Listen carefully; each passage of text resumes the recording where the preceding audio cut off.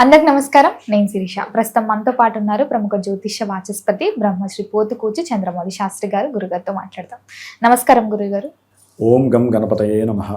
గురుగారు, విశేషంగా ఏప్రిల్ మాసంలో మిథున రాశి వారికి ఎలా ఉండబోతుంది అంటారు? ఎలాంటి జాగ్రత్త తీసుకోవచ్చు అంటారు? గ్రహ గోచారం ఈ మాసంలో ఎలా ఉంటుందంటారు వీరికి? ఓం ఆదిత్యాయ చ సోమాయ మంగళాయ బుధాయ చ గురు శుక్ర శనిభ్యశ్చ రాహవే కేతవే నమః.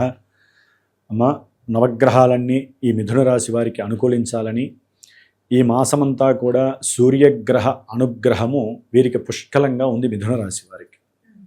అంటే మనకి మాసగోచారంలో సూర్యగ్రహం చాలా ప్రాధాన్యత ఉన్నటువంటి పెద్ద గ్రహం అది.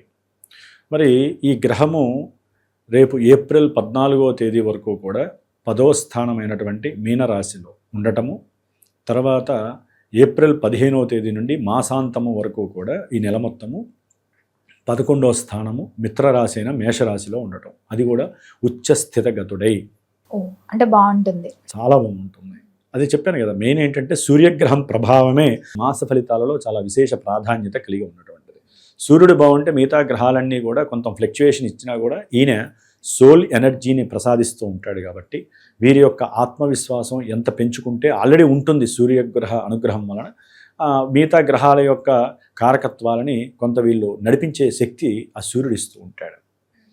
మరి అందులో మిథున రాశి వారికి సూర్యగ్రహ బలంతో పాటుగా కేతువు యొక్క గ్రహ బలము, అంటే 3వ స్థానంలో సూర్యుడింట్లో కేతు ఉండటం ఇంకొంచెం ఎక్కువ మోతాదులో వీరికి అనుకున్న కార్యసాధన లభించేటటువంటి శక్తిని కేతు ఇస్తూ ఉంటాడు.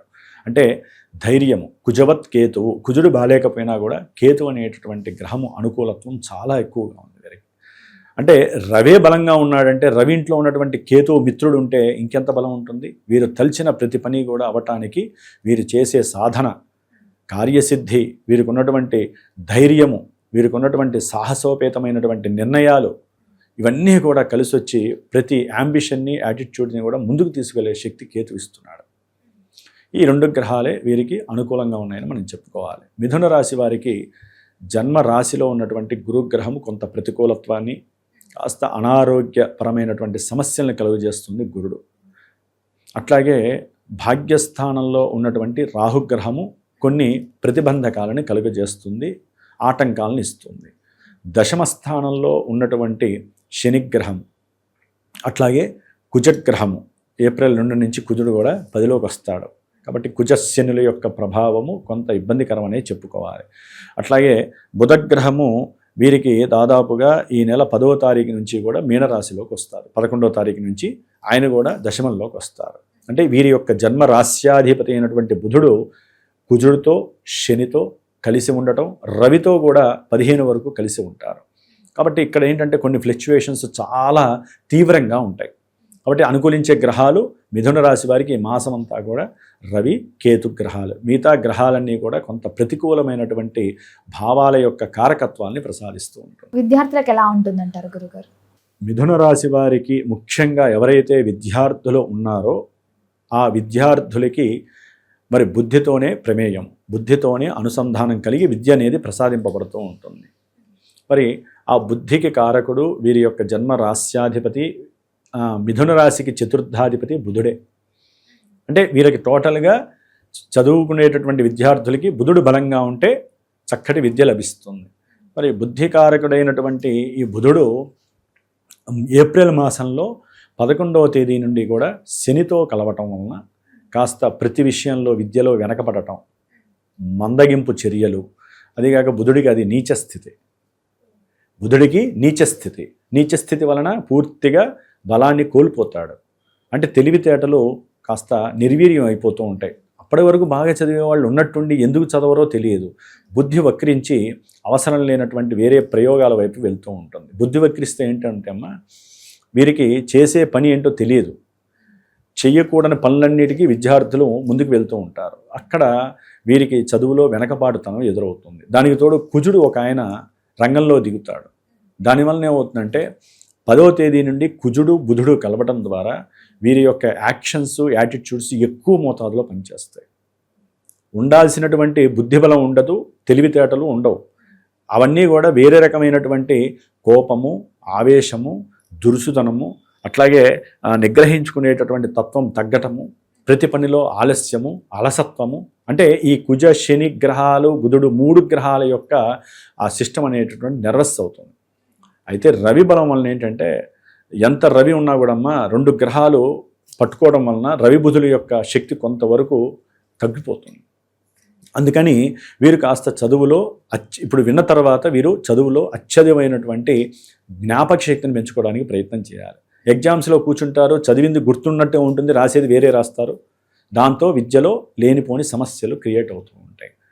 కాబట్టి విద్యార్థులు కొంత జాగ్రత్తగా ఉండి విష్ణు సహస్రనామంలో మనకి ఏదో ఒక శ్లోకాన్ని, ఎందుకంటే వాళ్ళు విష్ణు సహస్రనామం అందరికీ రాదుగా, ఏదో వాళ్ళ నక్షత్రాన్ని బట్టి ఏదో ఒక శ్లోకాన్ని చక్కగా చదువుకొని, పెద్దవాళ్ళు కనుక చక్కగా చదివించేసి 11 సార్లు 21 సార్లు చదువుకోవటం ద్వారా ఈ కంజంక్షన్లో రవి బుధ శనులకి సంబంధించినటువంటి దోషము తొలగిపోవటానికి విష్ణు సహస్రనామం ఒకటే మార్గం. కాబట్టి విద్యార్థుల పరంగా ఆ విధంగా చేసుకోవటం చాలా విశేషము.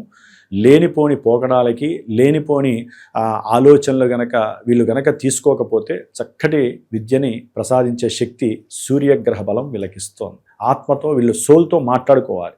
నేను ఎందుకు ఇట్లా చేస్తున్నాను, నేను చదువుకునేవాడినే కదా, లేకపోతే నేను ఎందుకు ఇట్లా అనవసరమైనటువంటి ప్రయోగాలు చేస్తున్నాను అని వీళ్ళల్లో వీళ్ళు ఆత్మతో మాట్లాడుకుంటే, ఆత్మ సరైనటువంటి, అంటే ఆత్మలంటే వేరే ఆత్మలు కాదు, వీరిలో ఉన్నటువంటి ఇంకో మనిషి ఉంటాడు కదా, వారితో మాట్లాడుకుంటే సోల్ అనేటటువంటిది కరెక్ట్ నిర్ణయాన్ని ప్రసాదించడంలో సూర్యబలం చాలా అత్యద్భుతంగా ఉంది మిథున రాశి వారికి.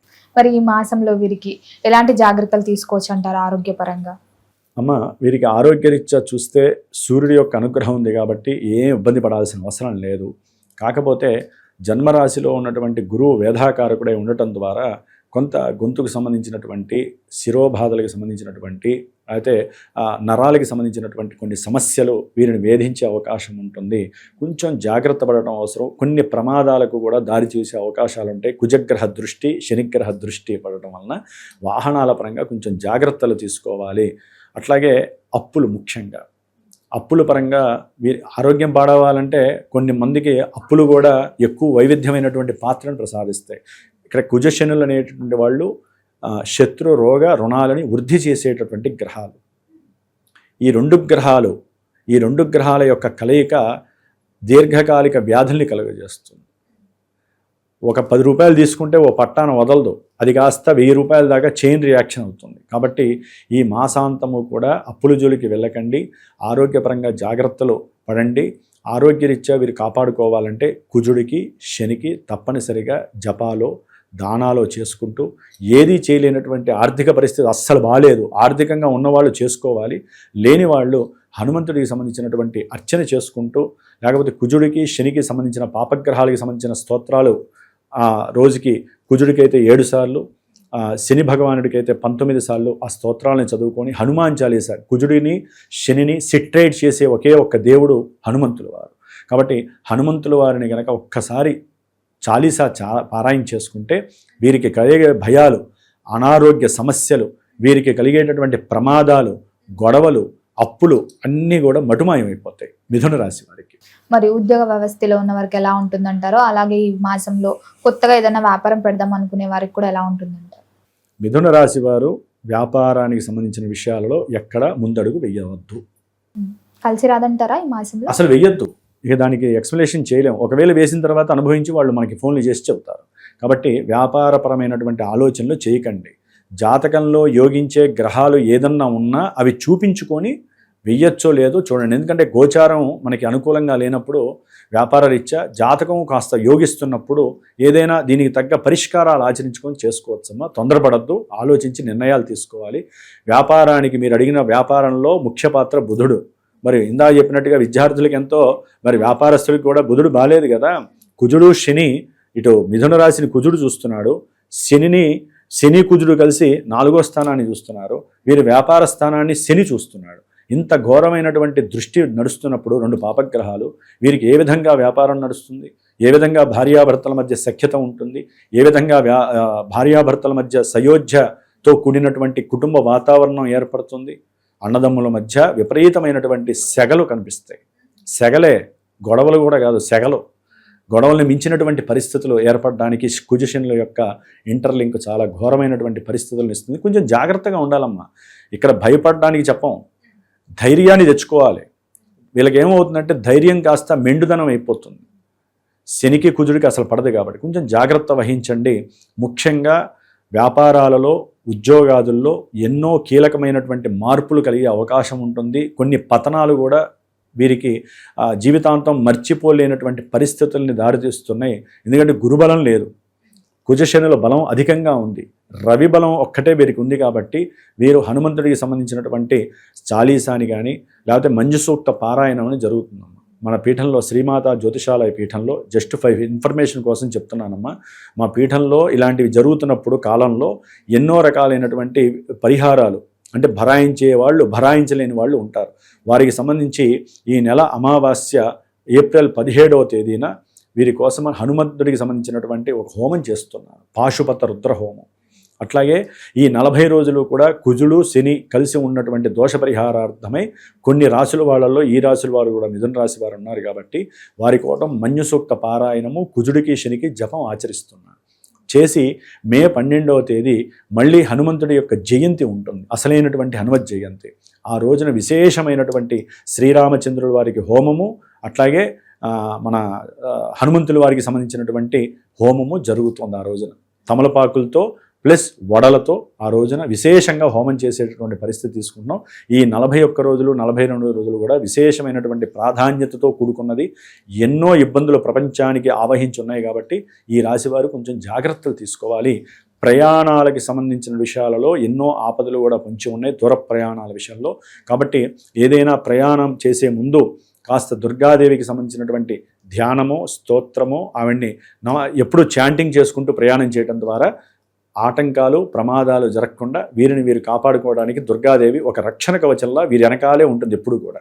మరి అన్ని రంగాల వారికి ఈ మాసంలో ఎలాంటి దైవారాధన బాగుంటుందంటారు? ఎలాంటి పరిహారాలు చేసుకుంటే ఈ గ్రహాల శక్తి బాగుంటుందంటారు? అమ్మ, మీరు అడిగింది ఒక విషయంలో కరెక్ట్. బుధుడు స్థానంలో గురుడు ఉన్నాడు, గురుడింట్లో బుధుడు ఉంటున్నాడు.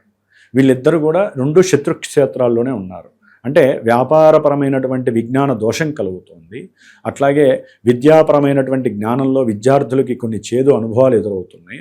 అట్లాగే కుజుడు శని కలవటం అనేటటువంటిది ప్లస్ బుధుడితో కలవటం చాలా విశేషమైనటువంటి నెగిటివ్నెస్. కాబట్టి వీరు తప్పకుండా వీటికి సంబంధించినటువంటి అంటే కుజశనుడికి సంబంధించినటువంటి బుధుడికి సంబంధించినటువంటి జపము ఆచరించటం, వీరైతే కనుక విష్ణు సహస్రనామం రోజుకు ఒకసారి చదవటం, అది వెంటనే అయిపోగానే హనుమాన్ చాలీసా చదవటం వలన కొంత మానసిక ఒత్తిళ్లు తగ్గితే ఆరోగ్యం బాగుంటుంది. మిగతా అన్ని విషయాల్లో కూడా సూర్యగ్రహ బలం అనుకున్న అభీష్టాలను నెరవేరుస్తుంది. కాబట్టి ఏం కంగారు పడక్కర్లేదు. అవకాశం ఉన్నటువంటి వాళ్ళు వారి యొక్క పర్సనల్ జాతక జ్యోతిష్యం ద్వారా మాత్రమే ఏదైనా సరే ఈవెంట్స్ అనేవి ఉంటాయి కదా, కొన్ని ఈవెంట్స్, వివాహము, విద్య, వీటిల్లో దాంపత్య అనుకూలత, లేకపోతే వాళ్ళకున్న సమస్యలు తొలగిపోవటానికి ఆ విషయాల కోసం సరైనటువంటి గురువుని ఎంచుకొని వారి యొక్క జాతక పరిశీలన చక్కగా విని వాటి పరంగా ఏవైనా సరే ఈవెంట్ వైజు దోష పరిహారాలని గోచారంలో లింకు చేసుకొని ఏ దోషాన్ని సరైనటువంటి పరిహారంగా ఆచరించాలో దాన్ని ఆచరించడం ద్వారా వారి జీవితంలో కొన్ని దుర్భరకరమైనటువంటి పరిస్థితులను ఎదుర్కోకుండా అవి కాపాడతాయమ్మ. అది హోమం కావచ్చు, జపం కావచ్చు, అభిషేకం కావచ్చు.